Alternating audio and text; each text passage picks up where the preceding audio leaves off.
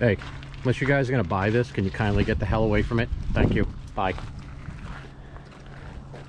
Frickin' pterodactyls.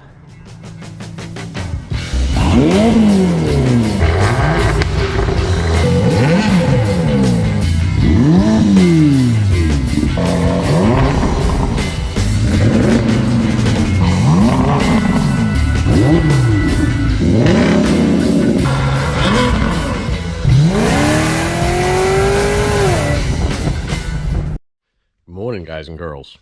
It's been a few weeks. I actually did video on the 69 El Camino last week, putting all the gauges in and wiring all that and the vintage air. But the boat guys were in here at, I don't know, 4 in the morning, and they were here all day, and they were doing fiberglass work, and everything was extremely loud, and I couldn't get a good video quality with anything, so I kind of scrapped that video. But we're here today. So the 69 El Camino, I'm gonna finish doing a little bit of my wiring inside. I've got to do some positive battery cables. Ooh, they got the headers in, that's nice. Start doing some wiring on the sniper.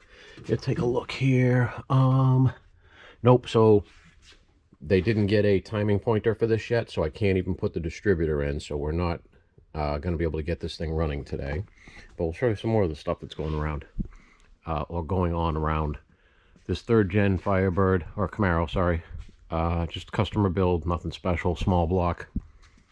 This is, you saw the short I did, this is the 68 Z28 Rally Sport that a customer just bought. It's going to have us do a bunch of work to it. I think this is getting vintage air, Dakota Digitals. We're either putting an HEI in it or getting a Pertronics retrofit to get rid of the points in it. I believe Sniper, I'm not sure, I don't remember. A couple other small things, putting power steering on it, Holly front runner setup. Very nice, very clean, good, nice driver. This 70 El Camino, we got El Caminos all over the place. This boss man just bought just to buy and sell. We do flip sometimes, especially if it's a good deal. This is on an Art Morrison chassis. This is a 427 built by Mast.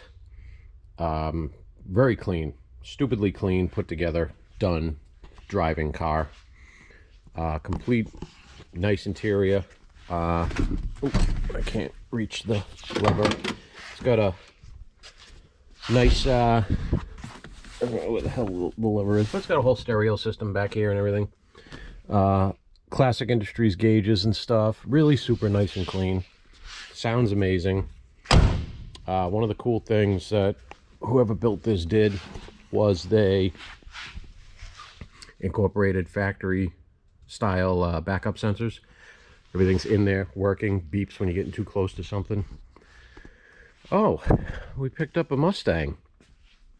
So as far as I know the story on this, this was the boss man's project. He sold it to somebody, bought it back. There's something else in there somewhere. I think this is the 3rd time he's owned this car. So I think we're going to actually build it this time. It's got a, where is it? Somewhere. Oh, there it is.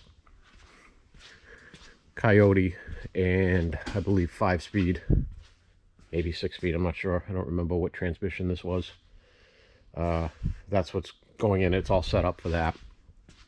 Then we have the, forget what 70 this is. I believe it's late 70s. Big Block F100 that's going to one of the auctions. Noah's been kicking ass over here on Sunshine. Got floors in, doing all his body gaps and everything. To this, I actually have to do, we have all our power by the hour stuff for mocking up all my accessories and that stuff. I have to do that at some point so we can get all that done, because we have to make sure the power steering pump is, because it moves the alternator over here and flips it around, so the alternator goes in this way instead. Same exact setup we used on the 69 F100, the orange one, only that was 4-wheel drive, so we didn't have to deal with this QA1 front clip and a rack. So we just need to make sure everything clears, so I got to do that. And what do we got out here? We've got the 1980 Blazer that a friend of ours bought, and we're going to just be doing some updates on that. He bought that off of Bring a Trailer. Just some fit and finish stuff, gauges. I don't think we're doing vintage air in that one, but normal maintenance stuff. It needs all shocks and a steering damper and stuff, and just gonna clean it up, and he's just gonna make that a decent driver. Surprisingly, for a 1985 K5, or sorry, 1980 K5 Blazer, I drove this thing already. It's got a good wrench performance motor in it, nothing fancy, just their regular, I think it's 300 horse, 350 horse, something like that. But driving wise, road manners, you guys all know these things wander all over the place, and you hit a bump and you're all over the place. This thing actually drives pretty amazing. It was an Arizona truck, and it's clean as hell underneath. Then we've got this 86 F100 over here that's got a I can't remember if it's a 302 or a 347 crate motor. It's a Summit Ford crate motor though. Our old extended cab Chevy there that he's going to do something with. He's thinking about doing a retro build for that, maybe getting a SEMA sponsor. Another early, was it 69 or 70? So around there, F100 that he's going to do something with. And then way around the corner, we've got two new vehicles, which I'm going to go over to right now. Well, hello there. So here we have a 1970 Ford. As you can tell, it's nowhere near being done. Are these Chevy wheels on the back? Those are Chevy wheels. This is a Chevy rear end. Nice. Yeah, that's a current, not current, but GMT 800 Chevy rear end. No shit. So this is a whole setup he bought, and I didn't get a good look at it, but let's see. Oh yeah, it's got some work done to it. Oh, it's been fitted with an LS. No shit. Okay, so this guy, the story on this from what he's given me is this: the whole frame has been boxed and had a bunch of work done to it. It's been lifted. They were gonna make it a mud truck, like a smaller mud truck, not a big mud truck, but they just didn't decide to do it. So he found it and decided it's gonna be worth something for him to build it. So the plan for this truck, from what he's told me, is either going to be a Power Stroke diesel or Godzilla, one of those two. I have not seen this thing at all yet. We are going to be doing a lot of replacement parts in this thing. I will say I love those clusters. Ever since the 69 F100 we did, those things are just, I just love it. It's just a beautiful cluster. Yeah, okay, wiring harness, all that, yep. Well, I mean, it's got a full floater in the rear, so that's good. So I think it's a it looks like a GM12 bolt. Not too shabby. And then we've got this small window Chevy, which I forget what he said he wanted to do for plans for this thing, but this is basically yeah, this was the same rough setup as Chili Pepper. So I think he said he wanted to do, oof, this thing is, yep, she's bare. She is bare. Well, I guess they thought they were building a race truck, so we'll be cutting all that out and putting stock stuff back in. But clean sheet metal wise. I think he said he wanted to do another lower buck build like Chili Pepper, the red 68 GMC we did. Is that truck, I think total tally and that thing was about 50 grand, and that truck sold for 85 or 88, I can't remember. But I love that truck. That truck was beautiful, rode beautiful, just super clean truck. We weren't expecting it to come out as nice as it did and to do as well as it did. But all right, I'm gonna get back inside now. I wonder what let's see if we can see. I can't see. I'll have to see the back of the block. So it's not a 6.2, it's probably a 5.3. It looks like he's got some good equipment on it. All right, so I'm gonna head back inside and start doing some wiring on the El Camino and see where we can get on that. I have it, last week I got all the front lights, rear lights, Dakota Digitals, vintage air. I got everything wired up, so the entire Dakota Digital is wired with the exception of 2 inputs.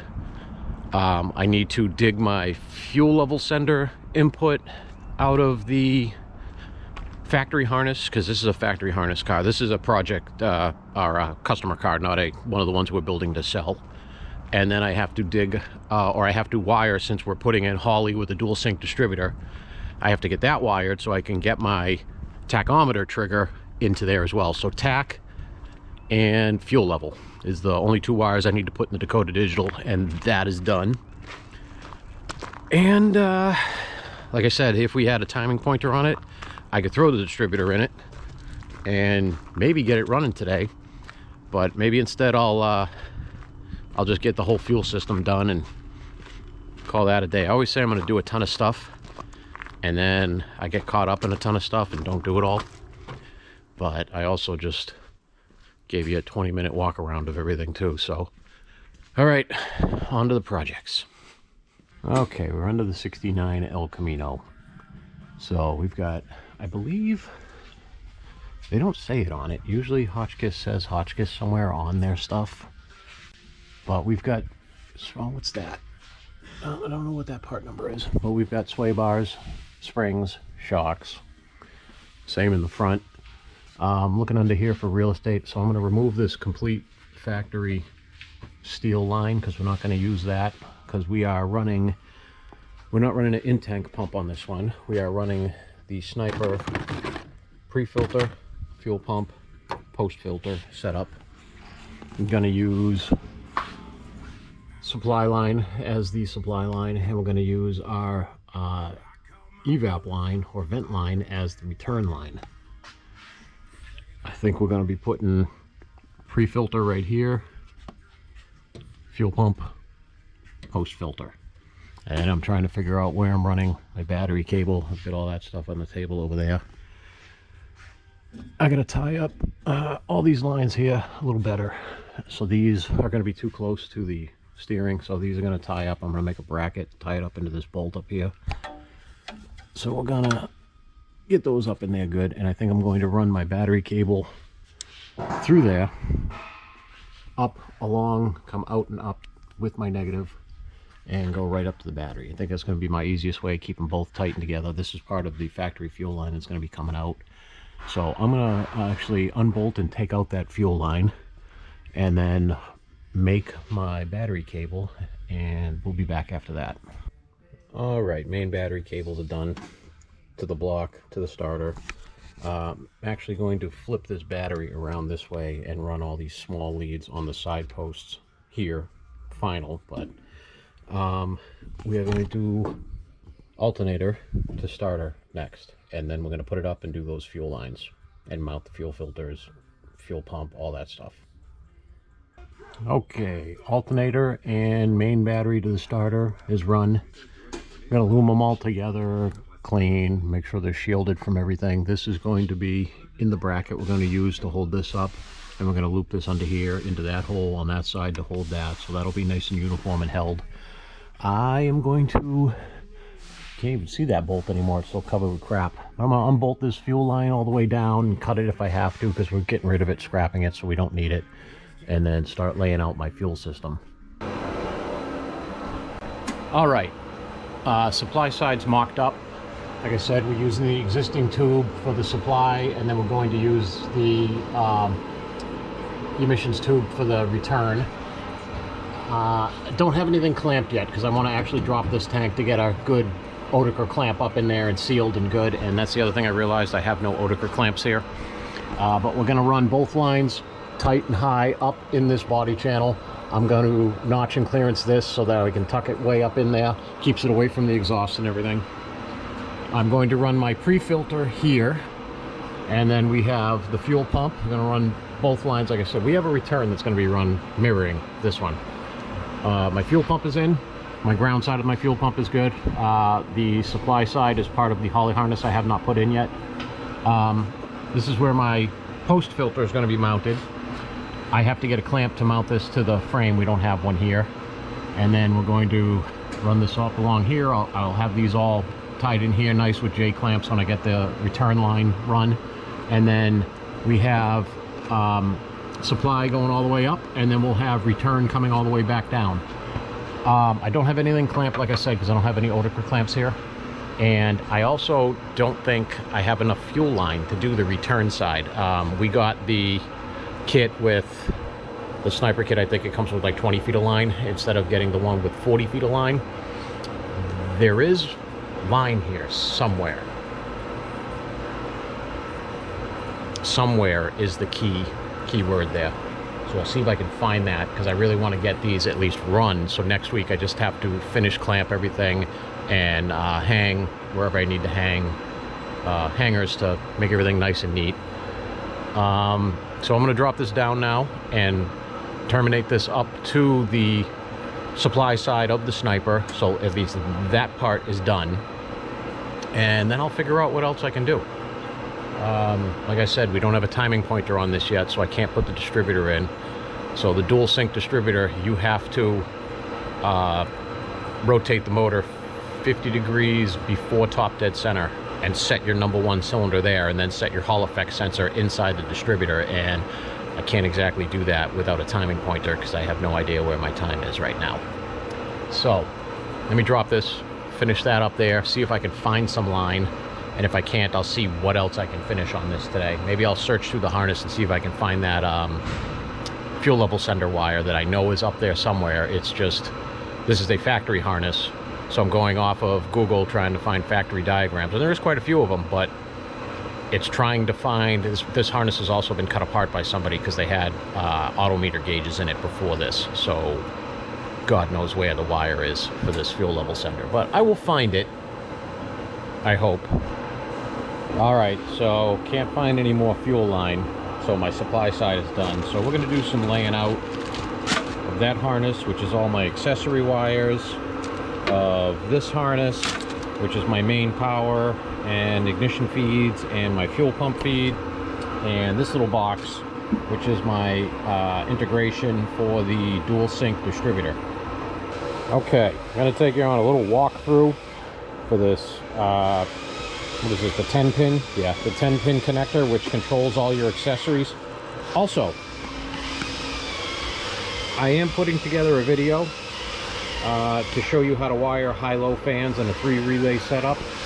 I figured in my spare time I'll start doing some tutorials like that with some animations and whatnot, and eventually when I get a chance, HP tuners, get into your basic setup for if you do a cam and a 3rd or 4th gen LS, and how to set that up and get you so you're running, and then direct you to channels that can help you get it tuned in, just because I don't have the patience to put videos together that long.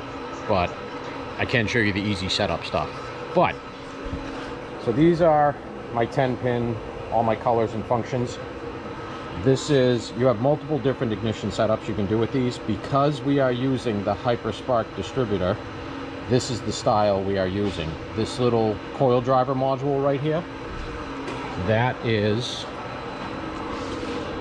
this little hunk of junk that I threw into there. So what this does is converts the signal and allows you to control timing with the sniper's computer.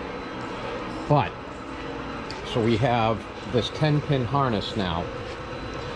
Everything that I'm not using on here, I'm getting rid of.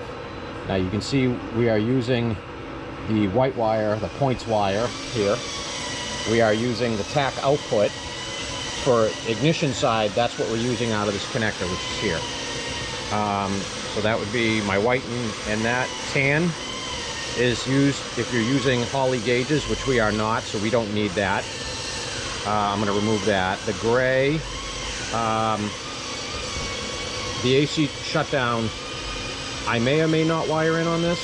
It's not needed because we have a trinary switch controlling it, but we'll see when I get to that point. Fan relay in 1. This also leads into where I said I'm going to show you how to set up a high-low setup. We're going to set up low speed to be fan relay 1, high speed to be fan relay 2. Yellow is just a programmable ground input. We don't ever use that. We have no use for it. That's for add-on stuff and whatever. Orange is your connect to a ground triggered AC relay. So what that is that's your high idle. when your AC comes on, so your engine doesn't bog out from the extra load that's on it. Now, normally we don't really use that, even though we should. It hasn't been that big of an issue, but now I'm going to start it, and that's where this comes in. So this is that orange wire here, and this actually happens to be, we're using Vintage Air. This is their ECU run with the sniper, how you want to hook that up for a high idle. So the orange comes off, it goes up over here to your main compressor relay. So there's blue wire for the AC turn on, or the orange wire, sorry. So I forgot, so this compressor relay is part of the Vintage Air harness. So I'm just going to be tapping this wire, this orange wire, into terminal 85 on that relay. And that's it, that's all I have to do. And when the AC gets triggered on by that ground switch, gives it what it needs and does its thing. So easy mode. Okay, your main power side connector, which is your 7-pin. And it is 7 pins, 3 and 4. So obviously these are all labeled. You have your battery power, ground, all that stuff.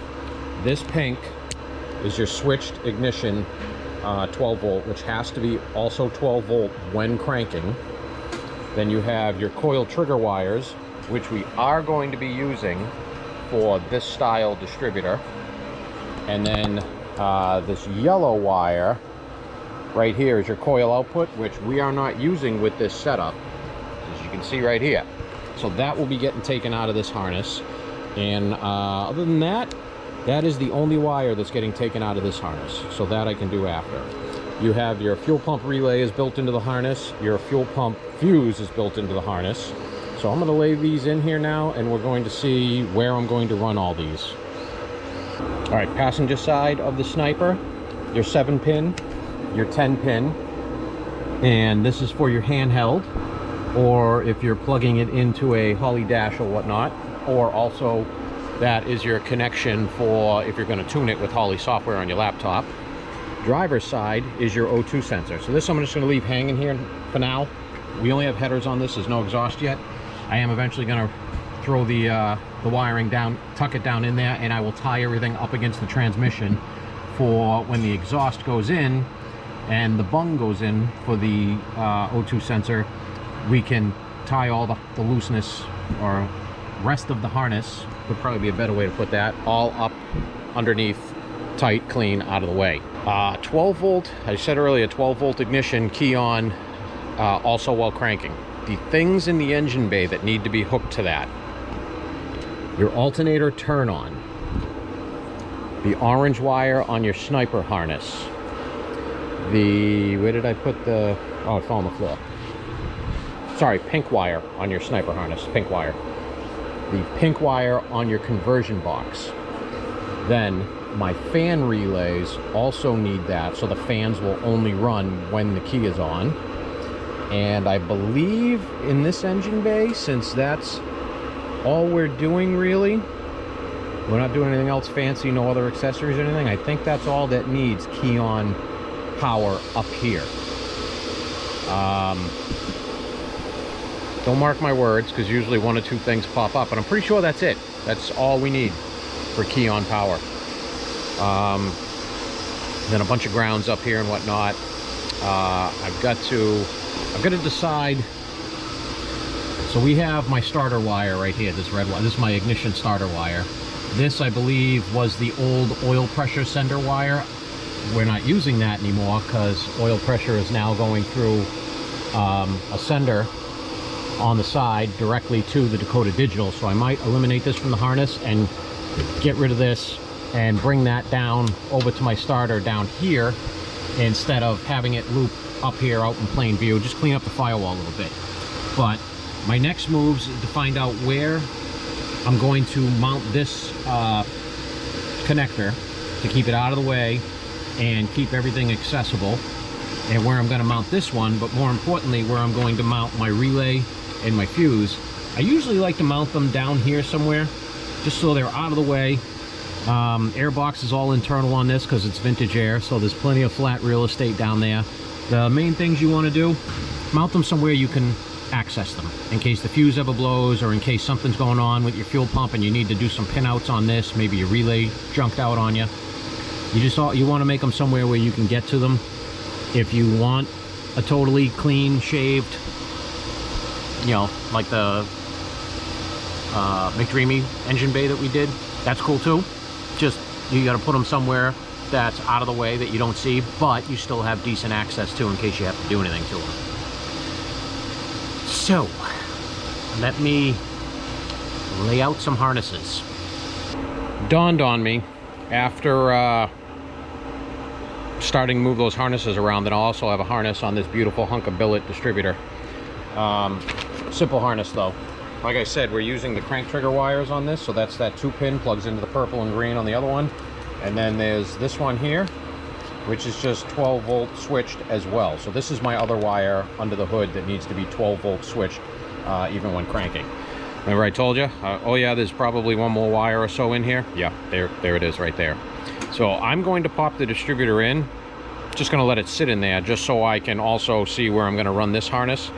The other thing I didn't mention is, so this trigger conversion, I actually want to mount this inside. I'm probably going to two-side tape it to the front side of the Dakota Digital, since that's clear and easy in where I need it to be. And I'm probably going to use this grommet right here to run my power in and out that I need to for my switched power and my tachometer signal, because it's already there, it's clean, it's simple. And I believe I'm going to move the wires that were over there for the oil and coolant temp sensors for the Dakota Digital out and through here as well, so everything goes through this one grommet. So I've decided I'm going to leave this harness in here, and for one reason and one reason only. When I pulled it out to see if I was going to eliminate it, there was this wire tucked down, hidden in there. I labeled it because I was like, I wonder if that's my coil positive, because that's another wire I can't find in this engine bay. And sure as shit, turn the key on, it's powered. Crank, it's powered. That's my coil positive. So I'm going to leave that there to run my coil. I'll obviously have to cut this and elongate it, because I don't know what the hell kind of setup they had. I'm assuming this gray, which it is the correct color, is going to be my coil trigger, which I won't use because we're using it off of the sniper here, is giving it the trigger. So that both simplified and a little bit complicated everything all at once again. So all right, back to figuring out where I'm going to put this whole harness and all this stuff. Well, sometimes you're going for a super clean firewall. Sometimes there's a couple of existing holes that were already there. As you can see, there's holes all over this firewall, factory stuff. And I was like, well, those are going to fit perfectly right there. And that'll keep my harness nice and tight against the firewall. It's my fuel pump wire. I can run down along the frame. My main power and ground should have enough slack to run hidden between the inner fender well and the outer fender well. And it also puts my pink wire in good location to there, my trigger wire into that. And we are going to get a couple of, let's see if I can get this thing to stand up here. Maybe, maybe not. It might not. There we go. Good enough. They have the Delphi connectors with the Christmas tree on the back, and we are going to drill a couple holes, put these two main connectors right here, nice and clean on the firewall like that. And the thing I'm most happy about is that gives me easy access for my switched power wires to come through here, as well as my coil wire to go back through here into my Dakota Digital. Got my power and ground tucked in there. My fuel pump is run down and actually hooked up to the fuel pump. So I am going to actually see now, I put my alligator clip leads in here to the poly. Now if I power up this pink wire that is acting as is my ignition power, that screen should come on. So if everything's right, we can power up. 3, 2, 1. And we're good. Did I just slide off? Oh no, I didn't slide off. There we go. Alright, perfect. So I'm not going to load a base file up into this thing yet, because I'm actually going to grab the SD card out of it and bring it to work and completely update the firmware on it beforehand, because it's a couple of revisions behind right out of the box, and then I'll come back and do all that. But I just wanted to make sure that's good.